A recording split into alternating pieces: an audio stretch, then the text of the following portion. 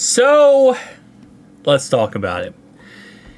27 executives, coaches picked 3 players per ballot for a quarterback to start a franchise. And I think this is a question everyone who's a football fan has asked to one of their friends, or they thought about this themselves, where it's like, hey, if I start a franchise tomorrow, right? Brand new franchise.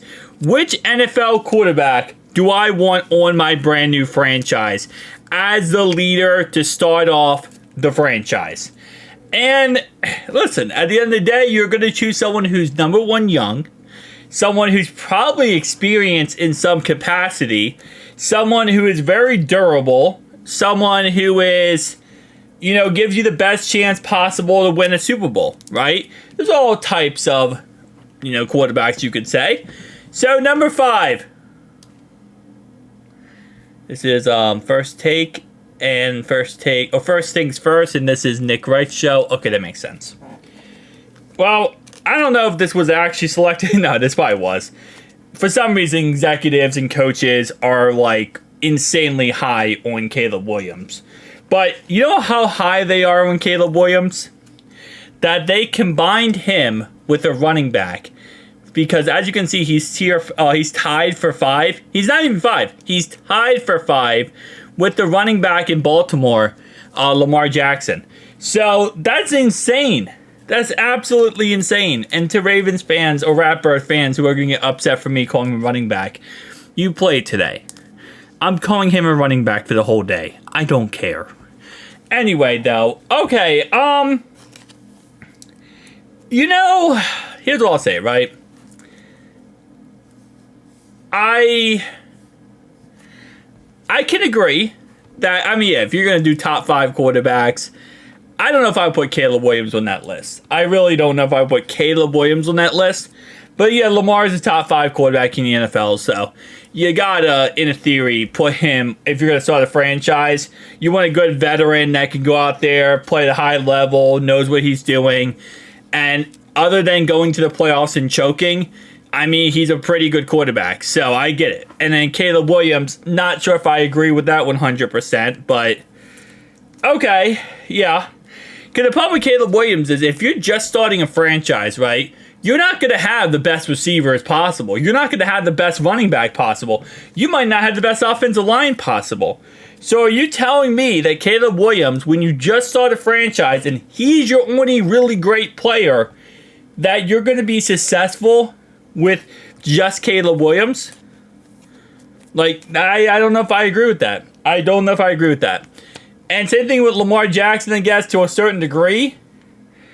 I don't know, because Lamar has had kind of iffy receivers, and he has still been successful because of his rushing upside. So, okay. Number 4, Josh Allen. Yeah, okay. And by the way, keep in mind that, as you can see, 5 executives or coaches, I guess, selected him. 5 selected him. And then 10 selected Josh Allen. Which, again, okay, I could see. Again, like I said before, probably not going to be the best playoff caliber quarterback as much. But I think Josh Allen has done a lot with little. So I can agree with that. Number 3, Joe Shiesty. You want your best chance to win a Super Bowl outside of Mahomes, you're probably going to go with him.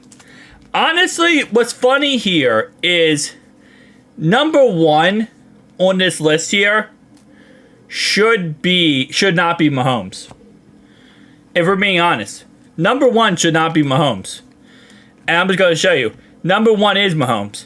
But I feel like CJ Stroud is probably the best quarterback if you're just starting a franchise and you're looking for longevity to have the quarterback last the longest throughout the whole entire franchise. I feel like CJ Stroud's the best option because he's the youngest. That's pretty much it. Outside of Caleb Williams, he's the youngest on this list. And he has proven with his being young, that he can be successful in the NFL. Caleb hasn't proven that yet.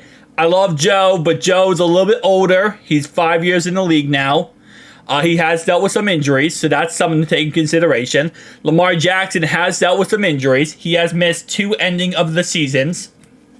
2 seasons he missed the last ending part of the season and a playoff game. Josh Allen, for longevity purposes, he has missed some with, I believe it was his shoulder injury. He missed some games, but he did come back very quickly, and he is very, very durable. Patrick Mahomes can play with one broken leg pretty much, and he still plays somehow. But overall wise, even Patrick, again, up there in age. I don't know if I 100% would go for longevity with him. Yeah, I think CJ Stroud probably should have been number 1.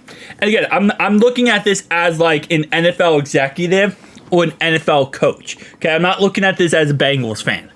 As a Bengals fan, I'd say Joe Burrow all day, every day. But from an NFL executive level, I probably would go with CJ Stroud. Based on everything we know. Based on everything we know and we've seen, if I'm starting a franchise in your day 1, okay, not biasy here. Okay, I know it's like, well, why wouldn't you choose, Joe Burrow? I would as a Bengals fan, but as an actual coach, I would probably go CJ Stroud.